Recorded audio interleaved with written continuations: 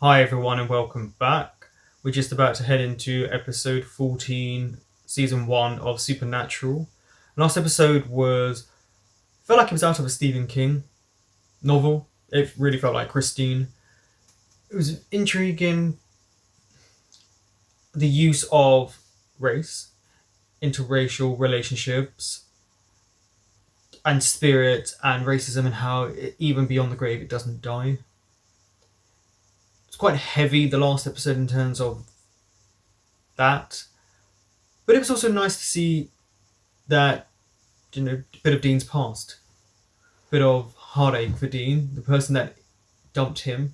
I don't think Dean's used to being dumped. I think he kind of gets out of Dodge pretty quickly and doesn't try to build an attachment to any of the women that he sees, but we know that Dean probably does.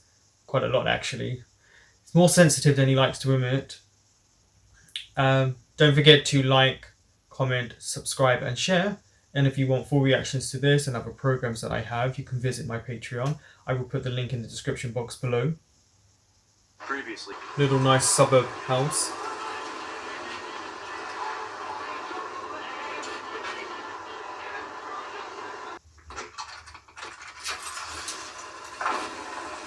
Telekinesis?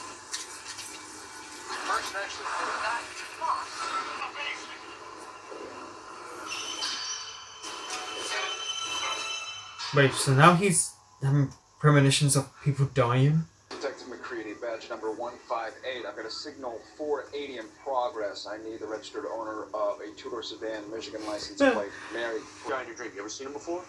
No. No. Exactly. Why would you have premonitions about some random dude in Michigan? I don't know. Me neither. Yes, I'm here. So why show him if the person's already dead? What happened? Suicide. I can't believe it. Do you know about what time they found him? Beth It Broderick happened about an hour or two ago. His poor family. and Zelda's in Can't even this. imagine what they're going. So what do you think killed him? How old's the son that we just Maybe saw the guy there? just killed himself. Maybe there's nothing supernatural going on at all. I'm not looking at you like anything. Oh, I gotta say, you look like crap. Nice. Thanks. You're welcome. Yep, I knew it. I knew there was going to be priests. Good afternoon. I'm Father Simmons. This is... I'm sorry about my brother-in-law. He's just so upset about Jim's death. Would you like some coffee? Tone it down a little bit, Father. I don't know. I think he's doing a good job. I'm so sorry you had to find him like that. Actually, our son, Max. The only problem with these old houses, I bet you have all kinds of headaches. Like what? So what was your dad like? Just a normal dad? I heard the engine running.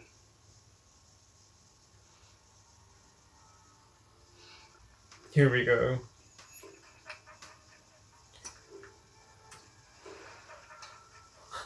Lasers, really?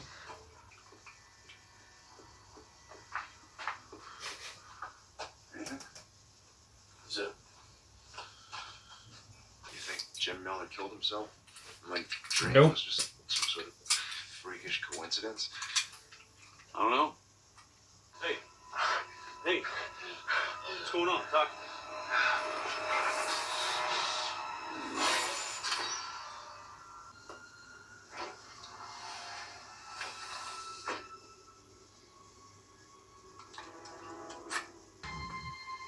Is he going to put his head out? Yep. Yep. 450 West Grove, apartment 1120. You okay? Yeah. If you're gonna hurl, I'll pull the car over, because the upholstery, But what is it about the Millers? Why am I connected to them? Why am I watching them die?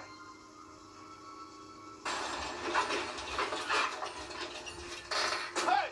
Run! We're trying to help! Please! Hey!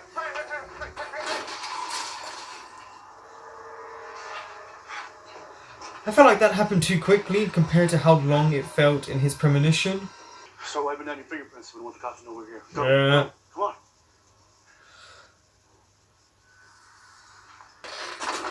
Basically like a curse. So maybe Roger and Jim Miller got involved in something heavy, something curse-worthy. And now something's out for revenge. And the men of their family are dying. We're close.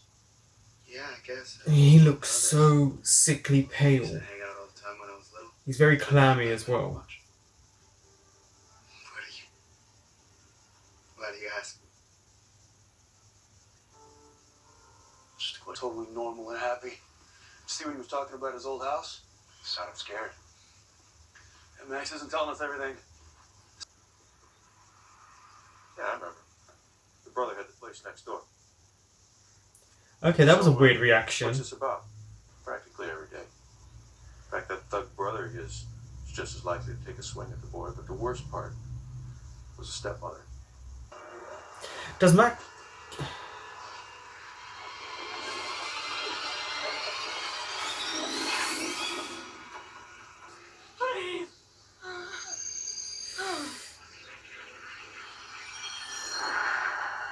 Oh.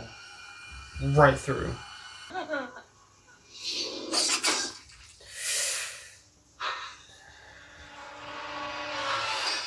Because we're so alike. Talking about What are you up, it's what? nothing like you. Oh, we both have psychic abilities. We're both. Both what? You didn't stop them, not once. Fathers? Okay. Great. You've saved her for now, but will you save her again? You're not priests. Seriously, why would you have brought a gun anyway? I saw you kill your dad and your uncle before it happened. What? I'm having visions, Max, about you. Me and you. We'll get Dean and Alice out of here. Oh, no way. Nobody leaves this house.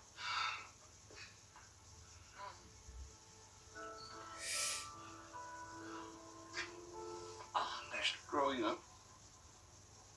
Tried last week. Yeah.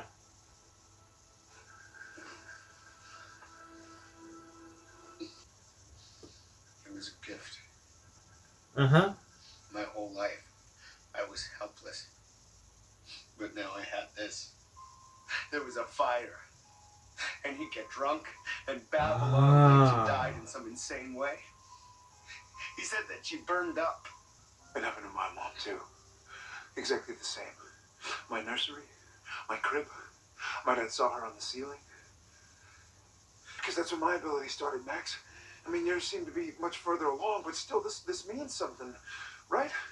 I mean, for some reason, you and I... No. What they did to me. I still have nightmares. I'm sorry.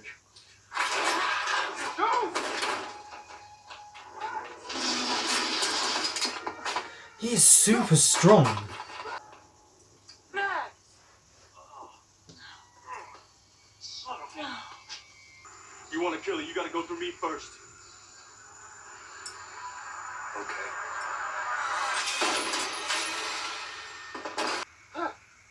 So he has the same ability. Ah. You're right.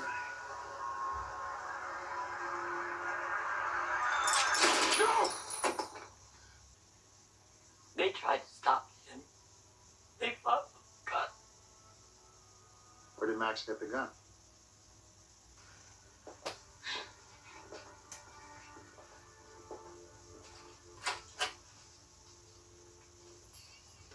We're lucky we had that. I never thought I'd hear you say that.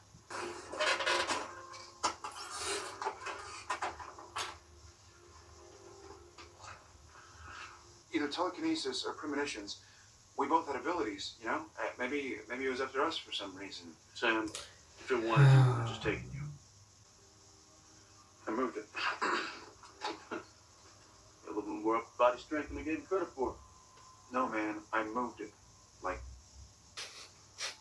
I can't turn it on and off, Dean. Why'd you do it? I don't know. I can't control it. I saw you die, and it just came out of me like a punch. Is Dad not here, Dean? No. Me. Yeah. You always had Dean there. You had a sibling. Around. Crap stable. We clean up. That was Supernatural episode 14, called Nightmares.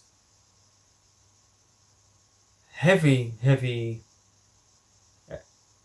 subject matter.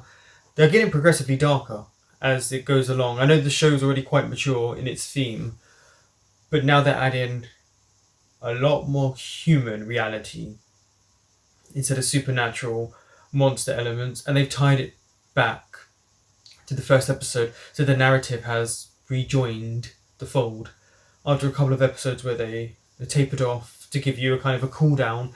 They're now ramping it up, and I think it's because we're heading into the latter half of the first season, so they need to wrap up whatever storyline they've got going. So we know there's more people like Sam out there. So we know there's Max. How many else were chosen? Why were they chosen? And where are they? Because with Max, knowing what his father did, and his uncle, and his stepmother, shows why he turned out the way he did. I mean, this is a boy who was blamed for his mother's death. See, this is what could have happened to Sam and Dean. Their dad could have turned to drink and blamed them, but instead the dad wanted to find what did this and made them hunters. So his vice, his outlet was that instead of drink and being abusive. And Max was, I mean, a guy said it was every day. And there's all different types of evil in the world. There's those who commit the crime, and then those who watch and say nothing. So the stepmother was just as much to blame as the dad and the uncle, but then she could have been afraid. This is the problem. Oh, there's a lot to digest in this episode. And Max felt there was no other way out but to die, because he couldn't let go of what happened to him. He was so afraid all the time. He thought it had stopped, and then obviously it hadn't. And by this point, he had the powers, and he must have really trained and focused his energy once he figured out that it was anger that controls his telekinesis. But he was strong, much stronger than Sam. So do they have power levels to how they were chosen? Or was Max just an obstacle for Sam to get over, to understand himself better? I'm not shocked at the outcome, because it was heading towards Max having a breakdown, and the only way out, unfortunately for him, was either take his stepmother's life or take his own. He couldn't find release until that happened, and that means for a long time he was picked on by his dad, because his dad blamed him for the mother's death. But you can't blame a baby, you can't blame a child that wasn't even doing anything but asleep in their cot. This episode started off quite interesting because it was like a nice suburban family, and then this happened, but you knew someone had to be doing all of these things. I don't think it was too far-fetched to figure out it was Max quite early on, because he looked so sickly and pale and so afraid and jittery the whole time that you couldn't help but think he either knows something or he's involved. More likely he's involved, because this is supernatural. And now we know when Sam's near someone who shares his abilities, he gets blinding headaches or visions. But yeah, now I'm really curious to know why. They've really brought back everything for this from the first episode to now. So they've done a good job in letting you have a couple of episodes of cool down to think, okay, let them fight these supernatural monsters and forget about the mother and all that. And then they brought it straight back. Now it's figuring out why. Again, this episode it's completely grainy, it's completely dark. It's almost as if all forms of enjoyment, such as colours, have just been sucked out of the supernatural world. As if you're not supposed to have happiness in this show. That it's supposed to be dark, it's supposed to be grey. Maybe it's a representation also of the monsters, the supernatural, because they are supposed to be dark, ominous creatures. But now I'm really intrigued. When is the dad going to come back? Is the next episode going to be Sam constantly researching what took his mother, or why he is the way he is? Is he going to train? Because he now has to figure out how to move things again?